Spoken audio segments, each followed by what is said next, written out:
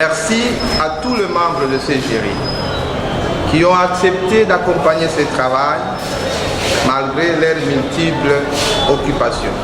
Dans la province de l'Ituri, les ressources naturelles de Mambasa sont convoitées et connaissent depuis peu une exploitation anarchique et même désordonnée, au mépris de certaines règles et normes de régénération ainsi que la législation à la matière, au point de compromettre le présent et l'avenir des populations concernées. À titre illustratif,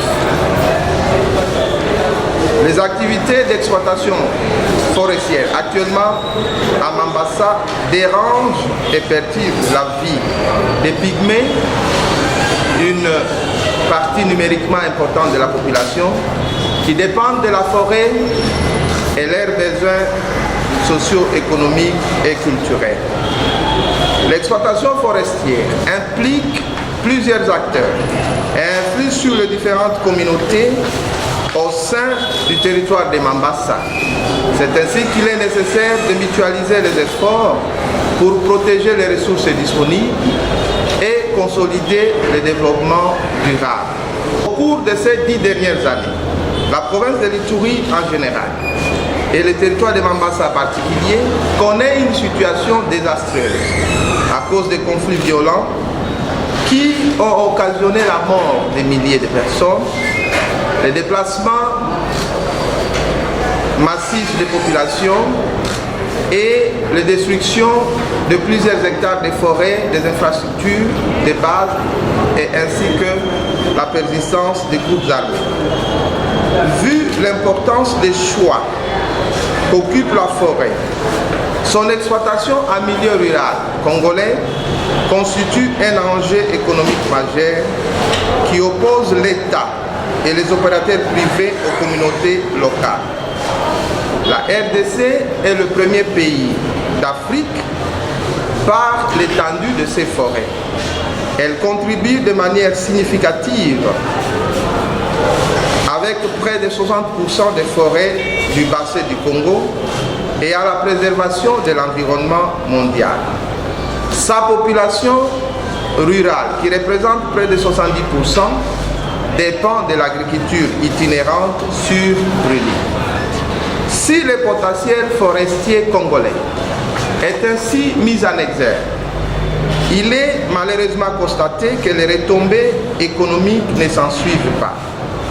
En effet, depuis longtemps, l'incidence macroéconomique du secteur forestier reste faible, soit à peine une contribution moyenne annuelle de moins de 1% du PIB d'après le rapport 2018 de la Direction générale des forêts. Ainsi, la problématique de cette étude tourne autour de la question formulée à Saint-Terre.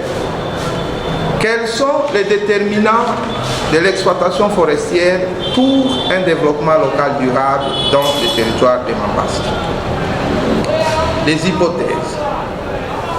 De cette préoccupation soulevée,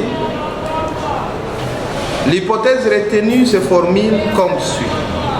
Les déterminants de l'exploitation forestière pour le développement local durable dans le territoire de Mambasa serait l'appui de l'État à la conception et à la signature des cahiers de charges, le respect scrupuleux de l'application du cahier de charges au profit des communautés locales, ainsi que la connaissance profonde du contenu du code forestier par les entreprises. Il est de noter que le territoire de Mambasa se trouve au nord-est de la RDC, à la province de l'Ituri. Sa population est estimée à 2018 à 651 607 habitants. Les ethnies et tribus dominantes du territoire de Mambasa sont les Bambouti, appelés les Pygmées, les Babila Babombi, les Babila Bakwanza, Bandaka, les Bombo, les Walese Desse, les Walese Karo, les Baboudou et le peuple Nandi. Les types d'exploitation pratiqués dans le territoire de Mambasa est classée à 3 catégories. On retrouve l'exploitation industrielle, semi-industrielle et l'exploitation artisanale. De l'échantillonnage et de la population cible. Les enquêtes ont touché plusieurs catégories qui interagissent dans l'exploitation forestière dans le territoire de Mambasa, notamment le ménage et les entreprises forestières. Le territoire de Mambasa compte, comme je l'ai dit si haut, 651 607 habitants d'après le rapport de l'administration provinciale sur l'exploitation forestière de 2018. Et de cette population, nous avons prélevé un échantillon de 204 en appliquant la formule de Bernoulli. Chaque strate constituée de secteurs, c'est-à-dire des collectivités secteurs, le nombre des enquêtés est déterminé par le poids de sa population par rapport à la population totale de la zone ci et de la taille de l'échantillon. Ainsi, l'échantillon par secteur se présente de la manière suivante. Le secteur de Bandaka, 31 enquêtés sur le 204. Le secteur de Bombo, 23 enquêtés. Le secteur de Babila Bakwanza, 28 enquêtés. Le secteur de Mambasa, 45 enquêtés. Le secteur de Wale CDC, 19 enquêtés. Le secteur de Babila Babombi, 38 enquêtés. Et le secteur de Wale Sekaro, 26 enquêtés. Quant à l'échantillon des entreprises forestières, nous avons prélevé, tiré de manière raisonnée, un échantillon de 55 entreprises sur le 104 œuvrant dans cette partie du pays pour assurer la représentativité de tous les types d'exploitation forestière retrouvés dans cette zone. Des résultats de l'étude. Après analyse, l'étude est arrivée aux résultats selon lesquels les déterminants de l'exploitation forestière pour un développement durable dans le territoire de Mambasa sont 1. L'appui de l'État à la conception et à la signature des cahiers de charges. Ceci se justifie par le bas niveau d'instruction et d'éducation qui ne permet pas à la population locale d'être efficace lors de la négociation, la conception et la signature de ces cahiers de charges.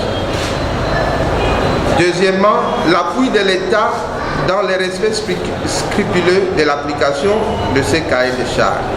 Pourquoi? Parce que négocier et faire signer les cahiers de charges, c'est une chose, mais le faire respecter, c'est-à-dire l'appliquer à la lettre pour que cela produise les effets escomptés en termes de développement local durable sur le vécu quotidien de la population, en est une autre. Donc, plus l'État veille au respect de cet accord, il est possible qu'il contribue au développement local en protégeant les bénéfices à court, moyen et long terme des communautés locales. Le verbal de la défense des mémoires du diplôme d'études approfondies d'EEA. L'an 2021, le 15e jour du mois d'octobre, devant nous, président, secrétaire et membres du jury, chargé par le recteur de l'Université de Kinshasa, suivant la décision rectorale numéro 0371/2021 du 16 septembre 2021 et procéder à l'examen du mémoire de M. Foura Ouma Daniel, candidat à l'obtention du diplôme d'études approfondies en sciences économiques, option économie publique et développement durable. Entendu qu'il a défendu publiquement une dissertation à l'issue d'un travail de recherche sur le thème suivant: déterminant de l'exploitation forestière et développement local durable dans les territoires des Mambasa. Après délibération à huis clos, avons pris la décision suivante. M. Foura Ouma Daniel a réussi avec la mention grande distinction.